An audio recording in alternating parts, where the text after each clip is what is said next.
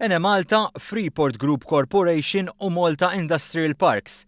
Tlet azzjendi tal-gvern li sa ftit ta' snin ilu kont titwaħħax tisma' bihom u l-eks Ministru Tonio Fenech kien saħansitra wasal biex jgħid li lest ibeħ l-Enemalta għal-euro.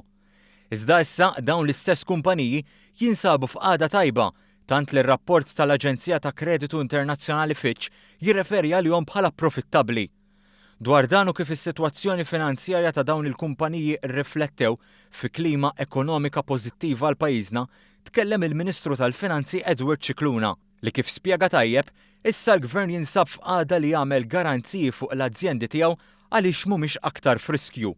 Huwa ta' pjaċir ukoll tara il-barranin, il-Credit Rating Agency, tirreferi għal kumpaniji li s-soltu konna numiljaw ruħna meta jissemmew għal djun li kellhom. L-Enemalta, issa anka semma il-Freeport u l-Malta Industrial Parks, tajt li il-garanzi li qed jagħmel il-Gvern fuqhom mhumiex ta' riskju għaliex huma profitabbli.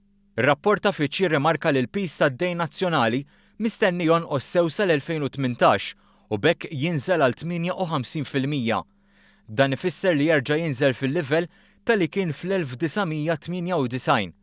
F'xenarju ta' tnaqqis fil-pis tad-dejn anke għaliex f'rapport wieħed wara l-ieħor pajjiżna qed ikun rappurtat li għandu ekonomija b'saħħitha, il-Ministru Cicluna jgħid li qed jittaffew iżjed il-piżijiet fuq iċ-ċittadini Maltin u l-ġenerazzjonijiet futuri. Da qed jirrifletti il-performance ekonomika u finanzjarja, il-fatt li qed inħallu l-tfal tagħna inqas djun milli ħallew lilna, deficits iktar baxxi u garanziji inqas għaliex dawn il-garanziji huma kollha piżijiet fuq it-taxpayer.